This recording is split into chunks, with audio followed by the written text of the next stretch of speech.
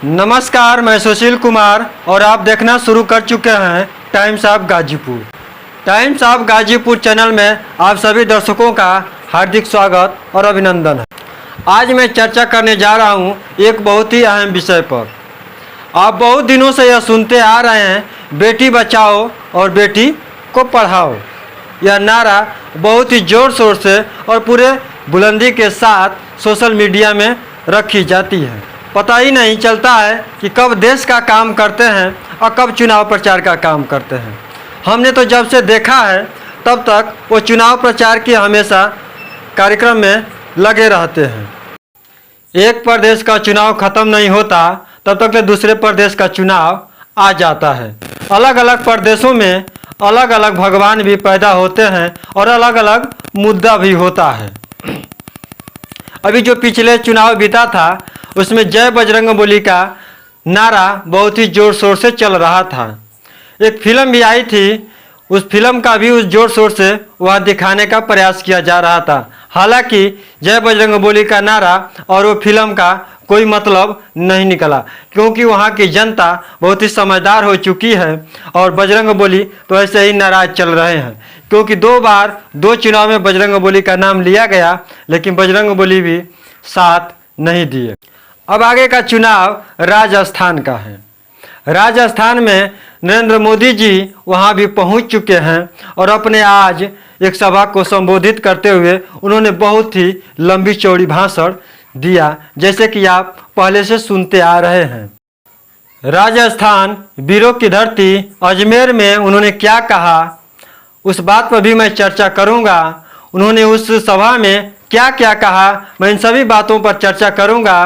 तो मैं चाहता हूं कि अभी आगे की जो बातों पर मैं चर्चा करूं, इस वीडियो में नए हैं तो चैनल को सब्सक्राइब कर लीजिए और नीचे बेल आइकन वाला घंटी है जिसको घंटा कहते हैं उसको दबा लीजिए और उस पर आल है, वो आल वाला को ज़रूर प्रेस कीजिएगा, क्योंकि जब आल वाला को प्रेस करेंगे तभी वीडियो आपके नोटिफिकेशन में आएगा।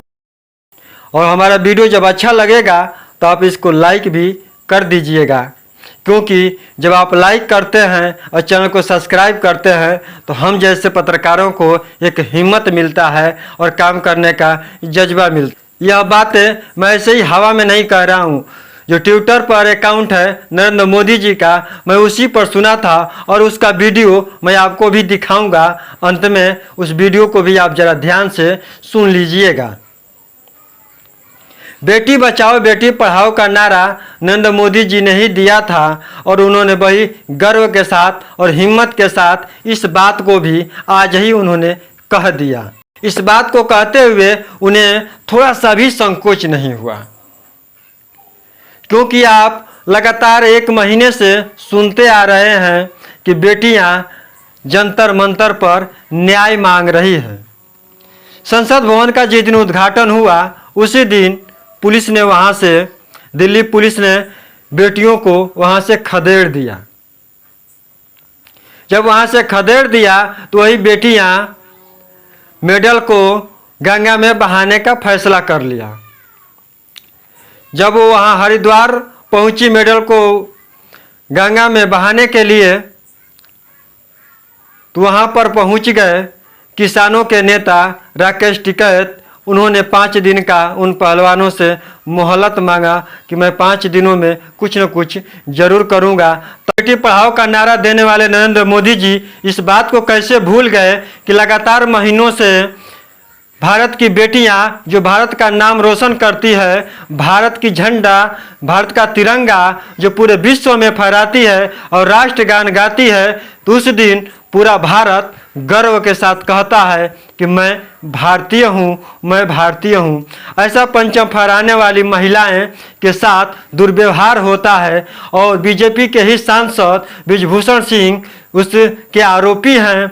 उनके ऊपर केस दर्ज किया जा चुका है, फिर भी वो उनके ऊपर कोई कार्रवाई नहीं हो रही है। इसी न्याय के लिए भारत की बेटियां न्याय मांग रही है कि हमें न्याय दिया जाए। सरकार, मैं इस भारत का बेटी हूँ, लेकिन जो नारा देते हैं बेटी बचाओ बेटी पढ़ाओ, वो इस बात को कैसे भूल जाते हैं कि भारत की कुछ बेटियां न्याय मांग रही है और मैं कैसे हिम्मत एक जुटा करके आज फिर उसी बात को बोल रहा हूँ कि बीजेपी 9 साल से लगातार मैं बेटी बचाओ और बेटी पढ़ाओ का काम करते आ रहा हूँ। कितनी सच्चाई है, ये इतना बड़ा झूठ कैसे बोल लेते हैं। आगे भी और कहा कि मैं बेटियों के लिए गैस सिलेंडर सस्ता कर दिया, मैं बेटियों के लिए गैस कनेक्शन। जब बेटी बचाओ और बेटी पढ़ाओ का बात जब कह रहे थे नरेंद्र मोदी जी, तो उन्हीं के मंच पर एक नेताजी हैं, मैं उनका नाम तो नहीं जानता हूं, लेकिन वो एक बीजेपी के अच्छे नेता भी होंगे, इसीलिए वो मंच पर हैं। और जब ये बात सुने तो उनके चेहरा पर मुस्कुराहट आई है। मैं मानता हूं कि जरूर सोच रहे होंगे कि मोदी जी कितनी लंबी लंबी फेंकने में माहिर हैं। कांग्रेस सरकार को बेटियों की सुरक्षा की, बेटियों के हितों की परवाह नहीं है। बेटियों की आंखों में आंसू न आए इसलिए मैं गैस सिलेंडर का कनेक्शन बिल्कुल फ्री कर दिया। साहब, आपने गैस कनेक्शन तो फ्री कर दिया, लेकिन गैस इतना आपने महंगा कर दिया कि कोई भी बेटियां, कोई भी महिलाएं खरीदने से कतरा रही है। और भले उनके आंख में धुआं लगे, यही बात सही है, क्योंकि गैस को आपने इतना महंगा कर दिया कि वो बजट से बाहर हो गया। आपने जरूर कनेक्शन फ्री में दिया, लेकिन आप भूल रहे हैं कि उस कनेक्शन को हर महीने सब्सिडी के माध्यम से उसका पैसा काटा जा रहा था। और जब इसके बारे में हल्ला किया गया, कुछ लोग जान गए, तो इस बाद में फिर रोक दिया। लेकिन मैं कहता हूं, मेरा भी एक कनेक्शन है और वो लगातार उसका पैसा आज भी कट रहा है। मोदी जी, इतनी बड़ी झूठ आप कैसे बोल लेते हैं? आप वहां बताने गए हैं कि जहां की सरकार आज भी आधे दाम पर वहां की गैस देती है, और वहां आप बताने गए हैं कि मैं गैस का कनेक्शन फ्री में दिया। जहां आपकी सरकारें हैं, जिन राज्यों में आपकी सरकार है, वह गैस 1175 के रेट में मिल रहा है। मैं उत्तर प्रदेश की बात कर रहा हूं। उत्तर प्रदेश में मोदी जी आप ही की सरकार है, योगी जी की सरकार है, और यहाँ पर 1175 का गैस सिलेंडर मिलता है। कि उत्तर प्रदेश की बेटियों को और पूरे भारत की बेटियों की आंखों में कितना धुआं लग रहा है और कितना धुआं नहीं लग रहा है। कितने सिलेंडर रोज भरवाए जाते हैं और कितने नहीं भरवाए जाते हैं, ये आपके आंकड़े में जरूर होगा। आइए और आगे बात करते हैं। महिलाओं को निजी रोजगार, तमाम क्षेत्रों में रोजगार आपने दिया।